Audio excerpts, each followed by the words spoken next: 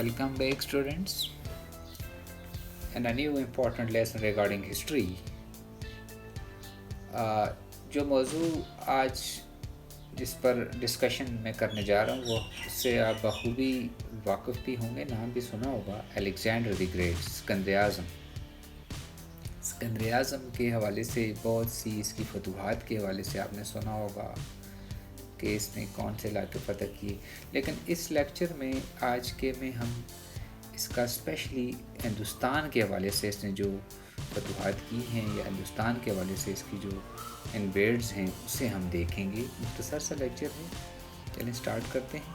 यहाँ आप डायग्राम में ये जो मैप है इसमें आप देख लें, हिंदुस्तान आपको नज़र आ रहा है और इस एरिया में किस तरह से अब अगर इसको जूम में करूं तो आप या इंटरनेट से भी आप देख लें, दरमियान में ये आपकी इंडस वैली सिविलाइजेशन का एरिया है।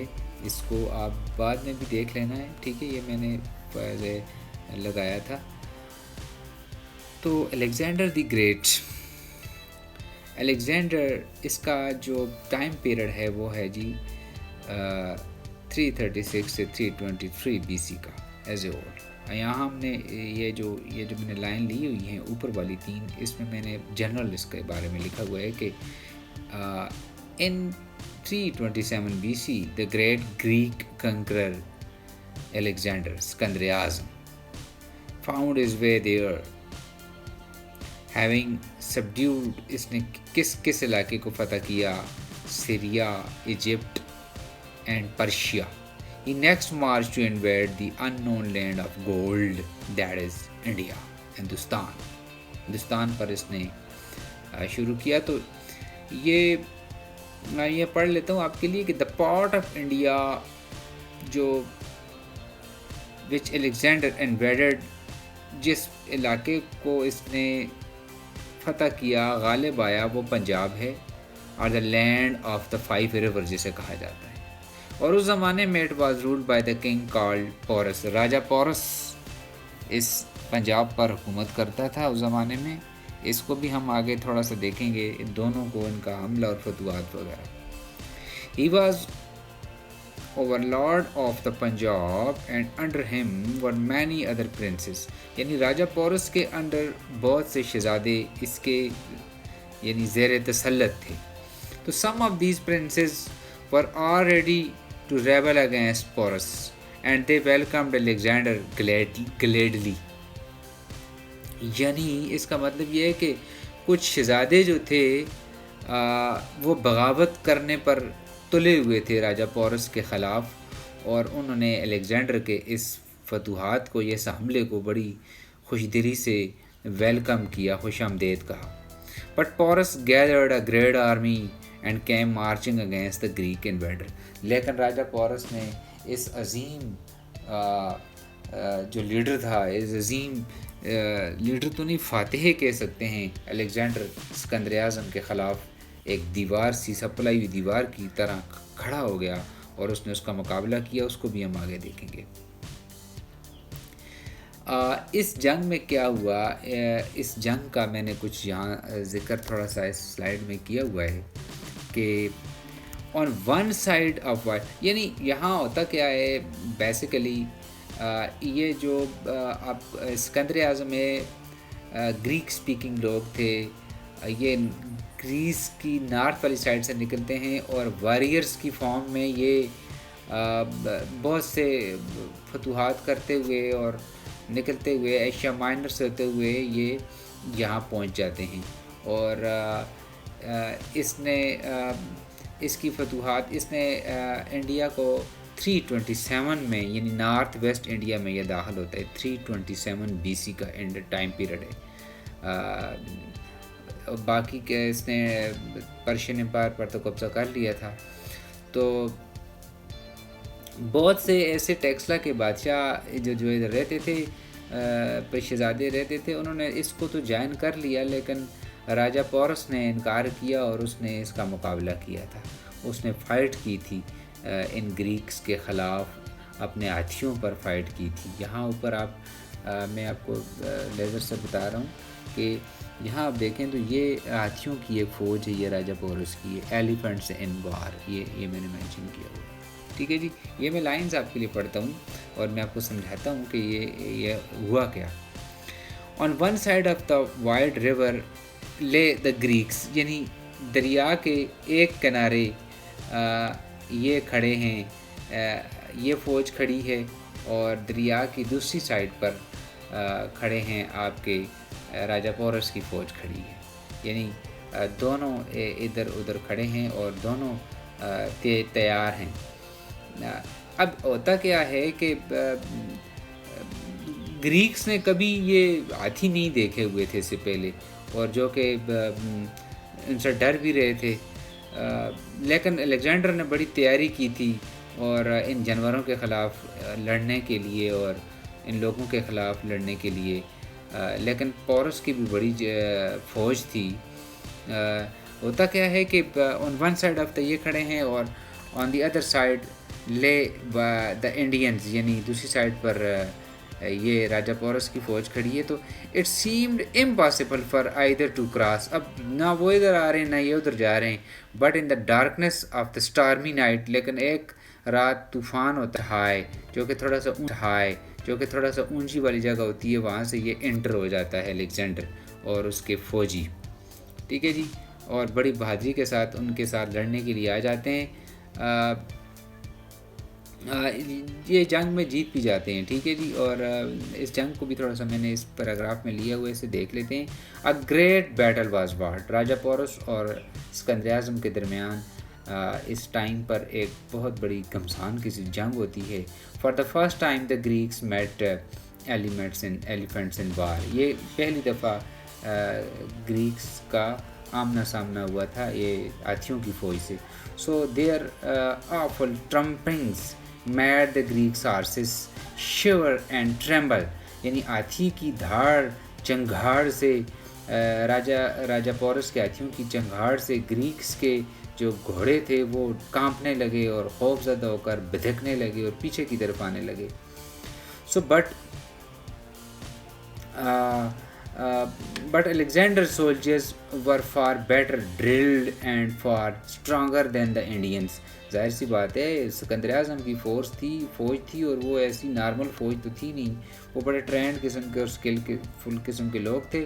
تو his horsemen charged the elephants in flank and they stung to madness by the Greek darts, turned to flee, tramping many of the soldiers of Porus to death in their fright. یعنی اس نے Alexander کے سپاہیوں نے کچھ اس طرح کا سا کام کیا کہ اپنے گھوڑوں کی مدد سے کہ اس کے ہاتھی پیچھے کی طرف بھاگنے لگے اور انہوں نے پسپا ہو کر اپنے ہی فوجیوں پر چڑھ دوڑے اور ان کو نقصان کر دیا اور ان کی ہلاکتیں ہو گئیں. سو اس طرح سے کیا ہوا؟ The Indian war chariots stuck fast in the mud. یعنی یہ وار چیریٹس اگر آپ نے نہیں دیکھی ہو تو دو پیے پیچھے لگے ہوتے ہیں اور آگے گھوڑا یا ہاتھی کھینچ رہا ہوتا ہے، تو وہ یہ وار چیریٹس ان کو کہا جاتا ہے. ٹھیک ہے جی. انڈین وار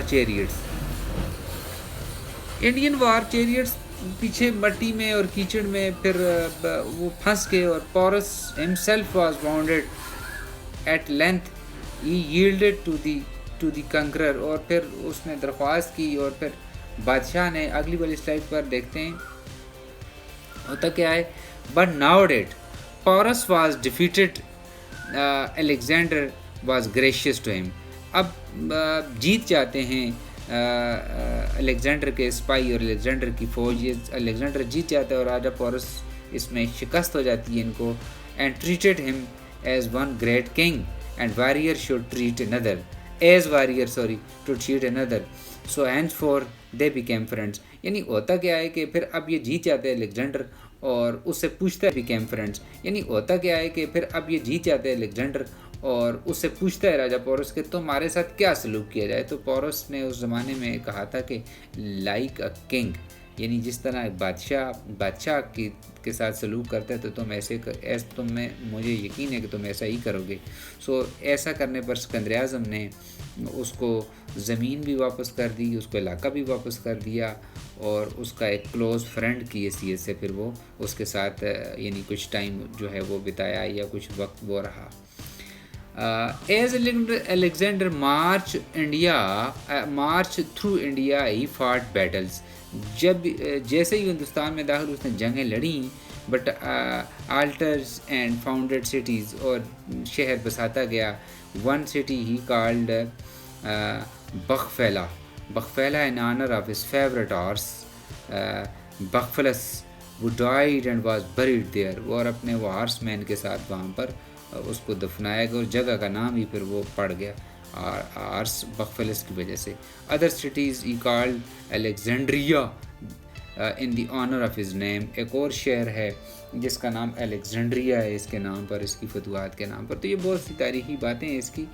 یہاں آپ دیکھیں تو میں نے لکھا ہوا ہے کہ Alexander is beaten by his own men, یعنی الیگزینڈر کو اپنے ہی بندوں سے شکست ہوگی. وہ کس طرح سے ہوا کہ یہ الیگزینڈر جو تھا یہ اب وہ فتح حاصل کرنے کے بعد مشرق کی طرف مزید آگے بڑھنا چاہتا تھا, یعنی سمندر والی سائڈ پر, مشرقی سائڈ پر, یعنی ٹو دا گریٹ سی, یعنی جس کو وہ بلیو کرتا تھا کہ وہ دنیا کا کنارہ ہے, یعنی ایج ہے.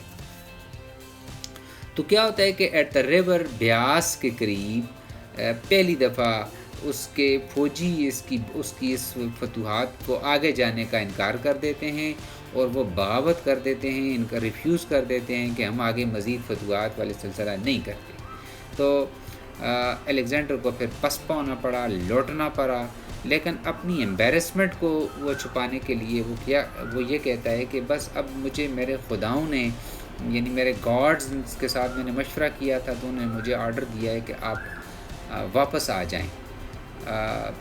اس طرح سے اس کے میں نے آگے لکھا ہوا ہے کہ 800 کے قریب یعنی اس نے شپس بنائے تھے, جہاز بنائے تھے اس زمانے میں, بحری جہاز, اور جس پر کہ انہوں نے دریائے سندھ کو عبور کیا تھا. اب یہاں ایک اور مارکہ کرتا ہے ملتان میں, ملتان والی جگہ پر. ملتان میں ایک جگہ ہوتی ہے, ایک قبیلہ ہوتا ہے جس قبیلے کا نام ہوتا ہے مالی قبیلہ نے یوں کیا ہوتا ہے کہ اپنے پورے ایریا کے گرد, شہر کے گرد ایک بڑی سی دیوار لگائی ہوتی ہے کہ کوئی باہر سے, یعنی اس زمانے میں ظاہر سکندر اعظم کا وجود تھا ادھر, تو سکندر اعظم کی اس کی وجہ سے اس مالی قبیلے نے اس کے بعد ان شہزادے نے آرڈر دیا تھا کہ بھئی آپ شہر کے گرد ایک بہت اونچی دیوار بنا دیں. لیکن ہوتا کیا ہے کہ الیگزینڈر کے جو سپاہی ہوتے ہیں وہ 3 اس کے جو آفیسرز ہوتے ہیں وہ ایک سیڑھی کی مدد سے اس دیوار سے اندر چلے جاتے ہیں اور جا کر تمام ان لوگوں کا مقابلہ کرتے ہیں, بڑی بہادری سے لڑتے ہیں, اور ہر ایک کو چن کر مارتے ہیں, اور اس طرح سے جنگ تقریباً ختم ہو جاتی ہے. لوگ بھی تقریباً اس کے بڑے پوری طرح سے ختم ہو جاتے ہیں. اور اس مارکے میں الیگزینڈر جو ہے وہ بھی بڑی بری طرح زخمی ہوتا ہے. اس کی چھاتی پر چوٹیں آتی ہیں, تیر لگتا ہے, کیونکہ جب وہ اترتے ہیں تو جا کر اس کے 3 سپاہی اس کی شہر کا دروازہ کھول دیتے ہیں, اور اس طرح سے سکندر اعظم کی فوج اندر داخل ہو جاتی ہے. تو اس لمحے پر کچھ لوگ جو ہیں وہاں سے بھاگ کر چلے گئے, اور یہ بھی اس نے بھی اپنے آپ کو اپنی جان بچائی تھی, اور ورنہ جو ہے وہ اس کا وہاں پر اس کی شکست, اس کا وہ ہو جاتا, کلنگ ہو جاتی. الیگزینڈر نے ریٹریٹ کیا. آگے دیکھتے ہیں الیگزینڈر ریٹریٹس. یہاں میں نے لکھا ہوا ہے کہ when reached near now Karachi, یعنی اس کی فوج جب کراچی کے یعنی مکران ساحل پر پہنچی اس زمانے میں جو آج کل کراچی کہلاتا ہے, تو اس کی آرمی کا کچھ ایسا جو ہے وہ march back to Persia through the, یعنی اس کی فوجی جو تھے انہوں نے شکایت کی بادشاہ سے, سکندر اعظم سے, کہ ہم یہاں نہیں رہ سکتے. وجہ یہ کہ مکران کا جو ڈیزرٹ ہے, صحرا ہے, یہ ہمارے لیے ٹھیک نہیں ہے, گرمی زیادہ ہے, تو پرشیا واپس جانا چاہتے ہیں. اور پرشیا کچھ لوگ واپس بھی گئے, لیکن کچھ لوگ سمندر کی سائڈ سے نارتھ والی سائڈ پر گئے، تو جو پرشین گلف والی سائڈ ہے وہاں اس سائڈ پر گئے تھے. تو تقریباً آدھے لوگ اسکندر اعظم کے اس جگہ پر ان کی یعنی ہلاکت ہوئی، آدھی فوج کی، ہاف آف دس آرمی. وہ کس وجہ سے ہوئی؟ ایک تو گرم موسم، اور دوسرا اس کے بعد بھوک تھی، پیاس تھی، جانور یعنی جو جنگلی ارد گرد کے گوریلا ٹرائبز مین تھے، ان کا وہ اٹیک کرتے تھے بار بار آ کر. بچھو تھے، سانپ تھے، اور زہریلے قسم کے پودے ہوتے تھے وہاں پر. تو یہ ساری چیزوں نے اس کی فوج کو آدھے سے بھی زیادہ کم کر دیا، اور یہ واپس جو ہے یہ پرشیا کی طرف واپس لوٹ کے، اور جا کر میں لیکن ٹو میری پرشین وومن. تو 10,000 اس کیس نے فوجیوں کو آرڈر دیا تھا کہ آپ پرشین ویمن سے شادیاں کریں. تو وہاں پر بھی اس کی نسل کے لوگ پائے جاتے ہیں. الیگزینڈر کی ڈیتھ ہو جاتی ہے. الیگزینڈر نے پلان کیا تھا ایک بڑا حملہ عربیہ پر کرنے کا، لیکن وہ مسٹیریسلی مر گیا. اس کی موت کے بارے میں یہاں میں نے 2-3 باتیں لکھی ہوئی ہیں کہ کچھ لوگ کہتے ہیں کہ وہ زیادہ ڈرنکنگ کرنے سے، یعنی الکوہل پینے سے، شراب پینے سے اس کی ڈیتھ ہوئی. کچھ کہتے ہیں کہ اس کی موت ایک بیماری اس کو آ گئی، اور اس بیماری کی وجہ سے، ڈیزیز کی وجہ سے اس کی ڈیتھ ہوئی. اور کچھ کہتے ہیں کہ اس کو مرڈر یعنی اس کو ہلاک کر دیا گیا. تو اس کے بعد اس کی ریاست جو ہے وہ اس کو 3 حصوں میں تقسیم کر دیا گیا، اور ہر حصے پر ایک جنرل حکومت کرتا تھا. اور آخر میں لکھا ہوا ہے کہ گریکس ڈریون آؤٹ بائی آخر میں چندر گپتا. یہ ہمارے اگلے لیکچرز میں آئے گا. چندر گپتا کے بارے میں ہم پڑھیں گے کہ اس کو یہاں سے آخر میں چندر گپتا نے شکست دی تھی، 305 BC میں یہاں سے نکالا تھا. اور اس کے بعد چندر گپتا کے آنے سے یہاں پر ہندوستان میں ماریہ ڈائنیسٹی یا مورین ڈائنیسٹی کا آغاز ہو جاتا ہے. ٹھیک ہے، تو کوئی